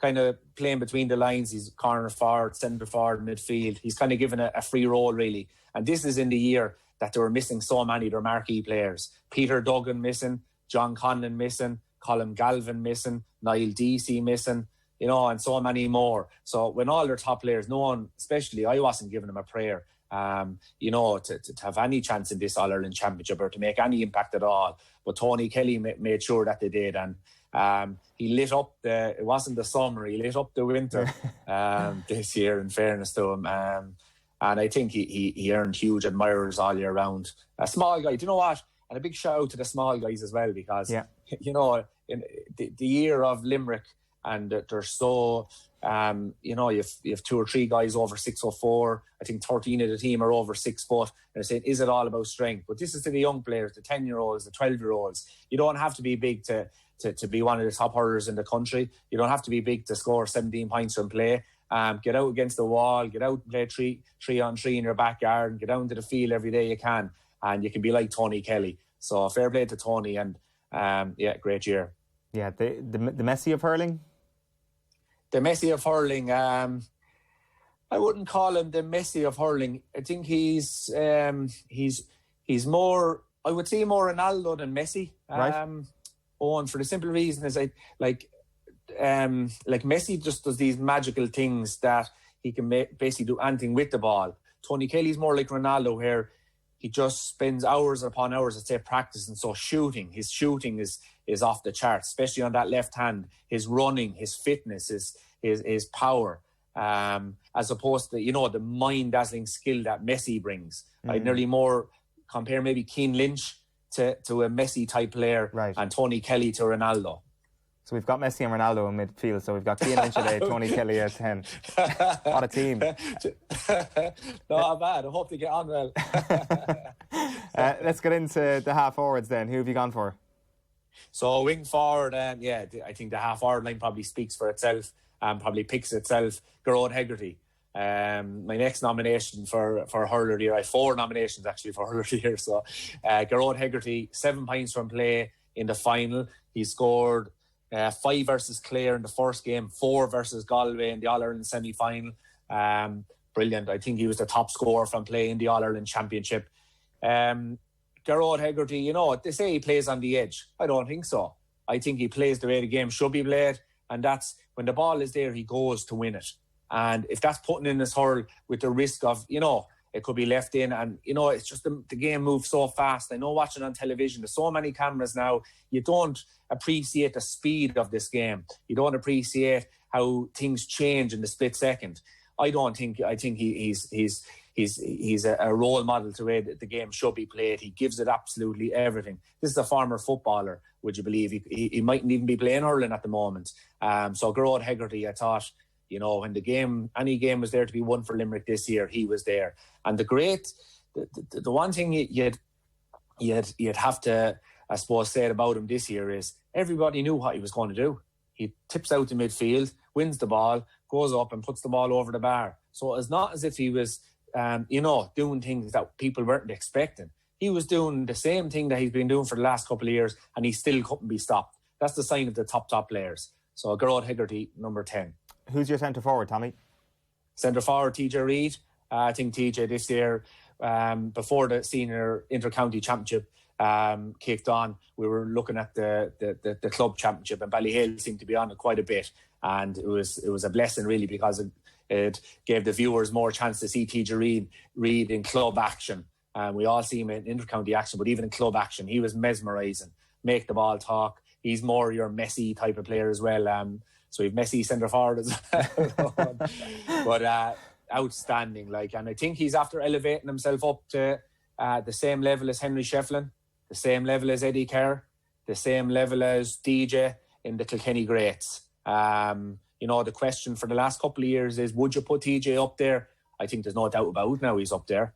And probably doing it, you know, with not the, you know, like the back lines, you know, there's not the same amount of space there anymore, where he can get into these 1v1 situations, which a forward wants. He's able to do it when he's being double marked, triple marked. And I think, you know, he's probably the best guy ever to field the ball in the air. I'm not trying to throw out these. I don't throw out these. I do think about saying these things before coming on air. So I don't throw out these comparisons or these statements, you know, off the top of my head. I truly think, like, JJ Delaney to me was the greatest in the air that I remember playing or played with. But I think this guy is now the top man for the simple reason is he can catch the ball as a forward, much more difficult to do because there's a man behind you and he can play your hurl, play your hand or one. He's still able to catch it. So TJ Reid, yeah, number 11. Right. Is that just like hang time? Is it like the height of his jump? Is the strength in the air? Like what constitutes, what are you looking for when you're looking at somebody who's really good in the air? Yeah, it's timing, it's strength. So to be able to catch it when you're a forward, so your man is behind you. So he's either going to play your hand, play your hurl, he's going to jump in on top of you. So you need to time it to perfection because if you stand there underneath that ball on, it's easy pickings for the wing back. So if you see most of the balls he's catching now, he's nearly jumping. So he's timing that to perfection so that, I can think it was Christy Ring said when he was asked for a tip on catching the ball, you have to catch the ball at its highest point. The reason for it is when you catch it up there, very little chance for a defender to put you off. You need strength, so you need years in the gym. He is 6'2", so it gives him that advantage to catch it when there's a guy behind him. But it's just an overall brilliance in the air. There's so many aspects to it. Who's your other wing forward? Again, a cert for me, Tom Morrissey. Joe Malloy calls himself and Gerard Hegarty the Bash Brothers, and I love it. It is what they are, but they're able to score as well. Like looking at his scores, 4 points versus Clare in the first match, 5 in the final versus Waterford, the All-Ireland final, and set up probably 4 or 5 more as well, and he scored 6 in the semi-final against Gaule. Tom Morrissey. It all started for me 2018 All-Ireland quarter-final, Limerick versus Kilkenny. Limerick hadn't beaten Kilkenny in quite some time. I'd say possibly hadn't beaten them maybe since the 73 All-Ireland. And so it was kind of, the big bad, ugly bear Kilkenny there just couldn't get past them. But that day, Richie Hogan scored a goal and it looked like Kilkenny won it. Outfox Limerick again. Up stepped Tom Morrissey, and he was brilliant in that last couple of minutes. And I think from there on, he's just become, the Tom Morrissey we all know now. He had a quite Munster final was taken off, and you see his interviews before the All-Ireland final, very disappointed, very, very annoyed with himself. Always a sign of the lead players, and came on then All-Ireland semi-final, All-Ireland final, just magic. Like to score 6 points and 5 points is unbelievable stuff at that time of the year. Yeah, ridiculously good. So of the full forward line then, we'll kick this off at number 13, Tommy. Who have you gone for? 13, Aaron Gillane. He is their go-to man inside.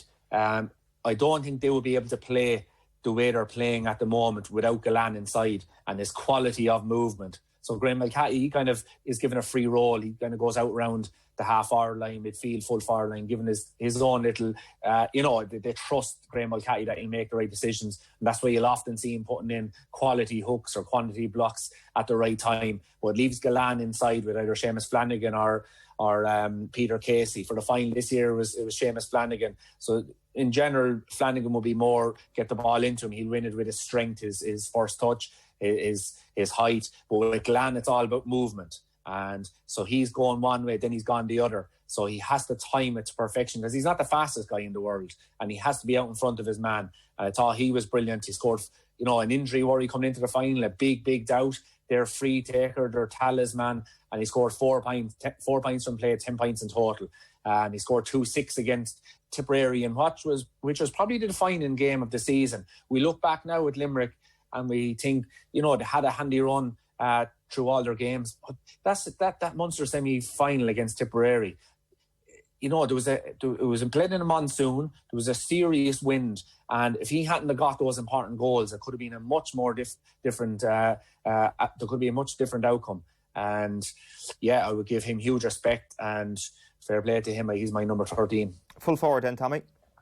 Full forward then is Stephen Bennett. Yeah, again, he was the man in the semi-final against Kilkenny. He set up the goal that won it for him. He scored another goal himself in the air. He plays much like Gillane, really. He's kind of moving all the time. I thought his leadership as well. Paragon Matney was injured before the first game. Went over in a challenge game just before the Munster Championship kicked off, and everyone wrote off Waterford's chances straight away because Paragon Matney is always a 10 or a 12 pointer guaranteed every day. Stephen Bennett stepped up, but it was from play and from frees. So Bennett, to me, was one of the main reasons Waterford got to that All-Ireland final, through his leadership and his play. And he doesn't just tap the ball over anymore. He's the guy, he'll go for a goal if it's on. And he's number 14. And then let's finish it off. Tommy, who's in at corner forward? So number 15, Dessie Hutchinson. You know, the former Brighton player, the soccer player. We've seen what he could do with Ballygunner when he came on the scene in the last 2 years. Well, he backed that up this year. His performance against Clare was probably showcased the quality that maybe could lift Liam McCarthy Cup for Watford. You know, the goal here, he turned on a sixpence. He was just gone. Next minute, ball in the back of the net. The next one he set up for Jack Fagan. It looked like he was being drowned out by the Clare defenders. And I don't know how he even sees it. He must have eyes in the back of his head, straight across to Jack Fagan, and the ball buried. And the other goal then, you know, you see Solskjaer, they used to play for Manchester United, Van Nistelrooy. These guys always in the right place at the right time. It's not all about, you know, running 100 yards. It's about using your head. Where is this ball going to land? So when that ball came across the goal, he was there standing, not in the square, right on the line, and just tapped the ball into the net. So, you know, Clare really could have caused an upset that day. And Dessie, he in the first game against Clare, he scored 3 points. He scored 2 points in most other games. I thought in the final, even though he didn't score a whole lot, the ball coming into the Watford full forward line was poor. And I thought he worked his socks off. He never stopped going and was always there out in front looking for the ball. So Dessie Hutchinson, to me, number 15. It's a strong-looking team, Tommy, I'm not going to lie. Nicky Quaid in goals, full back line of Sean Finn, Dahi Burke, Dan Morrissey. Half back line, Diarmuid Burns, Ty de Burka, Kyle Hayes, Cian Lynch and Tony Kelly in midfield. Garrod Hegarty, TJ Reid and Tom Morrissey is your man mountains of a half-forward line. Aaron Gillan, Stephen Bennett and Dessie Hutchinson complete the team. You were watching or listening to Tommy Walsh's Team of the Year. This is OTBAM and it's live in association with Gillette. Good morning, start with Gillette, giving you the confidence to tackle the day ahead. So you said your nominees so far for Hurler of the Year are Quaid, Tony Kelly, Garrod Hegarty. Was there a fourth nominee? Yeah, no, it is Sean Finn. Sean Finn, sorry. Sean Finn, yeah. Tony Kelly. Mm-hmm. Kyle Hayes. And Garrod Hegarty. Sorry, right, okay. So Hayes, Yeah, Kelly, sorry about that Hegarty or Sean Finn. Which of those four will be crowned as Tommy Walsh's Hurler of the Year? So, crowned, I narrowed it down to 2. Kyle Hayes and Garrod Hegarty. The defender in me wanted to give it to Kyle Hayes. I'm sure he's a forward anyway. He is a forward anyway. We never see the defenders, rarely see the defenders winning these awards.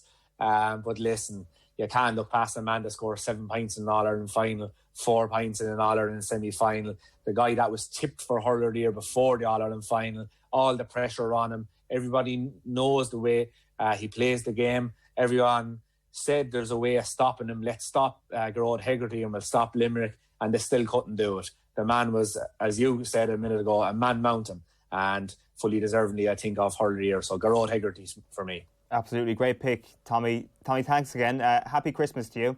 And your one prediction for 2021, are Kilkenny going to be back? They're the one team who look like they can beat Limerick. Yeah, sure, listen, I don't know. We hope, I can't see any retirements. It's going to go into a new year straight away. So they're in the All-Ireland semi-final. What was it, 9 or 10 points up there at one stage. So yeah, I give them every chance. All right, Tommy, happy Christmas. Take care. Thanks, Owen. Same to you. Thank you. Tommy Walsh there on the line. This is the Off the Ball Stars. We do this every year. This is, I think, our 3rd or 4th year of doing this. We've picked all bar one of our teams. We are getting to the LGFA Team of the Year. Aisling O'Reilly, how are things? Hey, Owen, how are you? Very well. So you've had the least amount of time to actually mull over this. So I'm sure there'll be a lot of forgiveness out there if anything goes wrong. But I think you've got things spot on. Will we get straight into it? You've picked your football Team of the Year. Your goalkeeper, Aisling, who have you gone for? Yes, so number 1, I went for Ciara Trent for Dublin.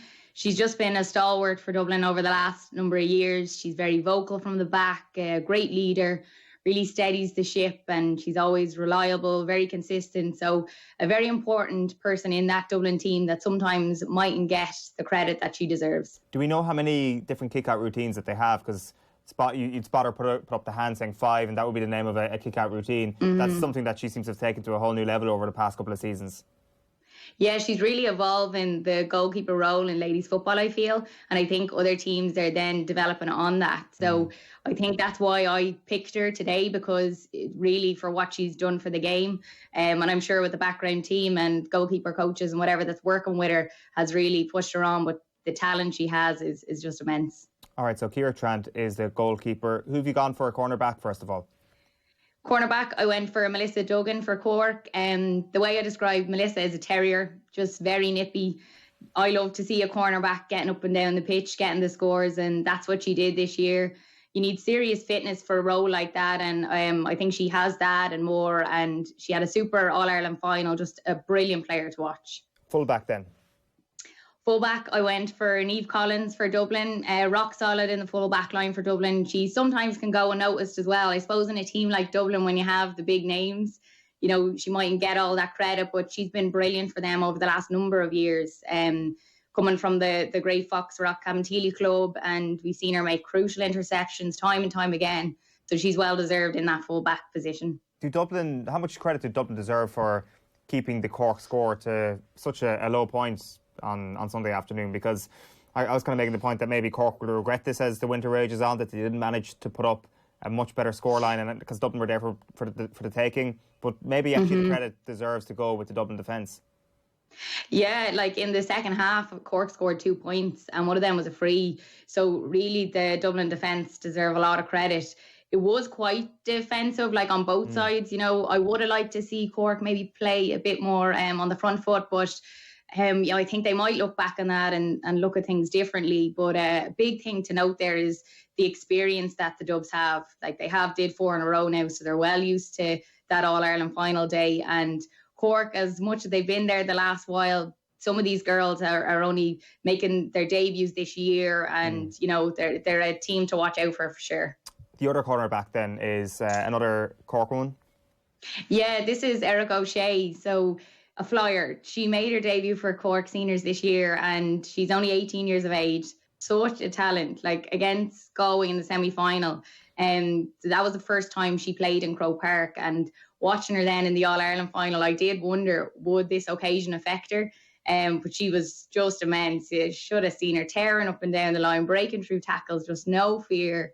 So what a debut of a year she's had. Someone that we'll definitely hear a lot of over the next year. Like 18, it's just madness. Yeah, it's great, and the age profile of the team in general does give hope that Cork can actually get back and challenge this Dublin team. We've had all Cork and all Dublin so far, but we're changing things up at number 5, Aisling. Yeah, this is someone that I just really shone to me in this championship this year. So it's Bláithín Mackin for Armagh.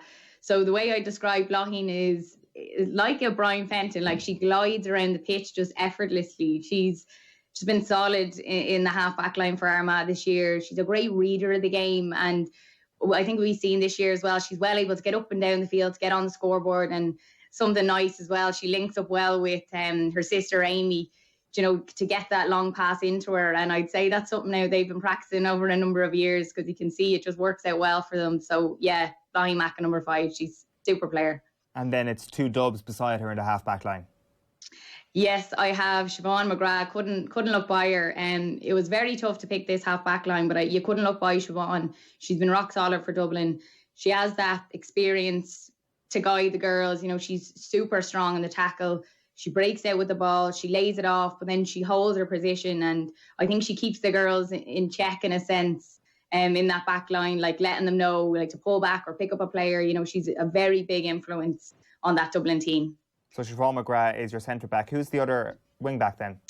Yeah, then number 7, I went for Goldie, Sinead McGoldrick.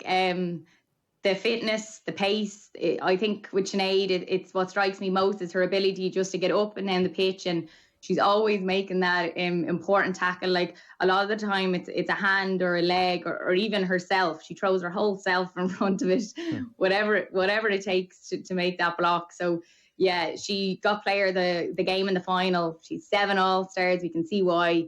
Yeah, just always consistent and a great role model for ladies football. Yeah, brilliant in the final. So the team so far, just to recap, is Ciara Trent in goals, a full back line of Melissa Duggan, Niamh Collins and Erica O'Shea. And then you've got Siobhan McGrath and Sinead Goldrick alongside Bláithín Mackin in the half back line. And then we move on to the midfield. So who have you gone for here?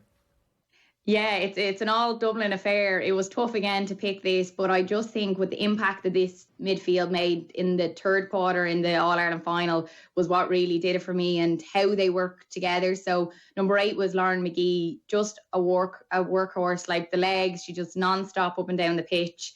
Great knowledge of the game. She's always looking up for the player in the best position, and she's really grown over the last few years since making her debut in 2016.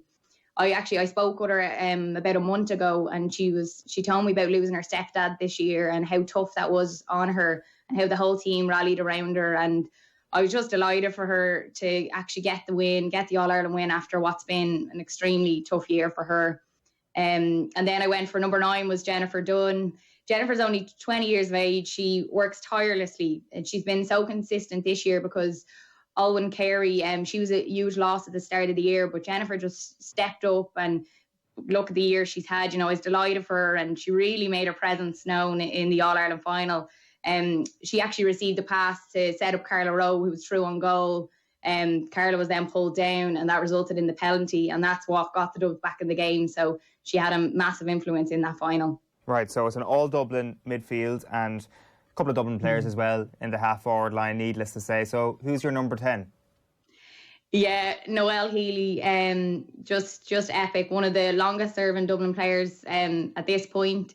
She made her debut, I think it was 2007. She's pace to burn, so enjoyable to watch. What I love about Noelle, she takes on her player, and it's a rare Dublin game when you don't see Noelle getting on the scoreboard. A leader in the team, and I think as well this year especially, she's a doctor, so she's been working on the front line. So to have the year that she's had in football, and then to also be juggling work as a doctor in a pandemic, is just amazing. And then we've got our first tip player at centre forward. Yeah, Aisling Maloney. First word that comes to mind when I think of Aisling Maloney is a wizard. She just scores these points, and you're like, how the hell did she do that? Like, she turns her body in such a way that you're like, what? I just don't even know how she got her leg like that. So she's just brilliant to watch, just extremely talented. Up there for me in the best in the country. We've seen her play Camogie this year as well, and she was just as good. And not only does she have like an immense ability and skill, she's also another great reader of the game, times her runs, gets into space, and then has the confidence to top it off, takes the scores.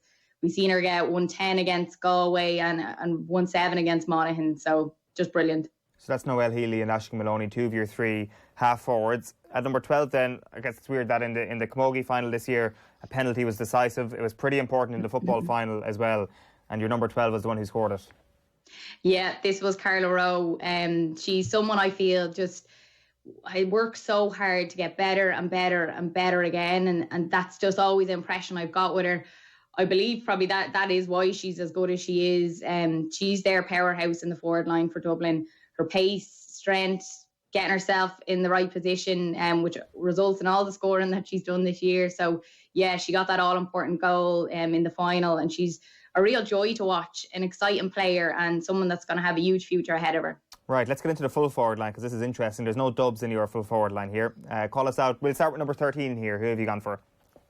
Yeah, no Dubs in the full forward line, but I have Anya O'Sullivan. Couldn't look by Anya. She scored 1-1 in the All-Ireland final. She got the first goal within the first minute of the game. Incredible. She buried it. Incredible. Yes, you need to check it out if you haven't. It was top left-hand corner. We've seen her score 3-1 against Cavan in their first group game. She just had a great season this year, really stepped up in the final when they needed her. She's 26 years of age. We'll be seeing a lot more of her and hearing a lot more of Anya O'Sullivan. So she's your corner forward. You couldn't not pick her, and no, you couldn't not pick your full forward. No, definitely not. This is up there for Player of the Year also. So it's Amy Mackin. Amy just lit up the championship this year in ways. For me, anyway, she's put ladies football on the map a bit more than it already has been, if that makes sense. I just think we need players like Amy in ladies football, and to come back from a cruciate injury and to score like 1-6 against Tyrone, I think it was 2-7 against Mayo. It's just incredible. She has the ability just to flip a game on its head, and when her team is down, she really lifts them right back up, and that's a sign of a brilliant player. So over the next few years, I think we're going to see and hear the name Amy Mackin more and more. something that strikes me actually about Amy is that she's never played in Croke Park, which is madness to me. But I've no doubt that, over the next few years, she will get there. Very special player. Yeah, it'll probably help with a few more games in Croke Park as well to give that opportunity. 15 then, corner forward from Cork. Who is it? Yes, so corner forward, I think Orla Finn is just epic for Cork this year. She's a player that I think doesn't always get the credit she deserves. She maybe goes under the radar a small bit. Her free taking is always right on point. And, she finished the year with 120 in 4 games. She got 3 points in the All-Ireland final. So, yeah, I think she's just been a stalwart for Cork over the last number of years. And she's really deserving, I think, of that number 15 position. The question is, where are all the Meath players in this team, Aisling? I know. I stuck to the senior, but they could have easily slipped in. I think people like Vicky Wall, we've seen in the All-Ireland final. She got 1-3. And this is another goal you need to check out if you haven't seen it. Her sister Sarah Wall got pulled down in the back line. She got a bad injury, and it was particularly sad because she'd a cruciate injury there the last number of years, and she was only back. And Vicky was clearly upset about it. She was down with her for quite a while till they got her off the pitch. And within the minute of that happening, she responded straight away. Vicky got the ball, ran straight through the Westmeath defence. She did a little shimmy to put the defenders one way. She soloed on her left, and then on her right, she just nailed it into the top left-hand corner. So just something else. So she could have easily fitted into that team. Then you have like Stacey Grimes from Meath as well. She finished up the year with 418. And then Moira O'Shaughnessy as well. She was their midfield and their captain. Super score yesterday from the Kazakhstan side, and she's just such a leader. So I was delighted for them. But they'll be there next year, there or thereabouts. Yeah, you did a truly professional job on it. You didn't let personal bias get in the way. Let's recap your football team of the year. It is Ciara Trant in goals, a full back line of Melissa Duggan, Niamh Collins and Erica O'Shea. The half back line then was Blaughean Mackin, Siobhan McGrath and Sinead Goldrick. In midfield it was Lauren McGee and Jennifer Dunn. The half-forward line was Noelle Healy, Aisling Maloney and Carla Rowe. And then your full-forward line was Anya O'Sullivan, Amy Mackin and Orla Finn, which means you've only got one more piece of business left to get to. It is your player of the year. Who is it? Yes, this was so tough. I found this really tough now. I don't know. I think everything was saying to me it was Amy Mackin, but not that because she didn't get to the All-Ireland final, you can't pick her. I don't think like that, but I just think over this year she really shone to me. It was so close between her and Carla Rowe, but in the end I gave it to Carla Rowe. I just think she's just someone that's been so consistent for the Dubs, a real team player, and I think that's the most important thing about her. She's always looking out for the team, whether that's making space to let a player run through or if she's making space to get on the ball, whatever it is. We've seen her get that pressurised penalty in the final. Dublin were down at that point when she took that penalty. Serious pressure. She got them right back in the game. She finished the day with 1-3. She scored 3-10 for Dublin this year. I believe she is their powerhouse in the Dublin team. I personally love to watch her. Great role model. So, yeah, she is my player of the year. Yeah, and you can stick a penalty like that under the greatest of pressure as well. You probably deserve to eke out the competition. So, Carla Rowe is your footballer of the year. Fair play, Aisling. Happy Christmas to you. Thanks a million for that. Brilliant, Owen. Thank you. Happy Christmas. Cheers. Aisling O'Reilly there on the line doing her football team of the year. You've been watching the Off the Ball Stars. OTBAM is live in association with Gillette. Good morning start with Gillette, giving you the confidence to tackle the day ahead. That is our lot for Christmas, really. Have a very happy Christmas. Stay safe out there. Thanks a million for being with us all this year on OTBAM. We'll be back across Christmas with more good stuff, but that is our Off the Ball Stars for this year. Congratulations to all the winners and thanks a million to all the esteemed judges for helping us out. Happy Christmas. Bye-bye for now. OTB AM. With Gillette, we don't just play the game, we change it. Gillette, made of what matters.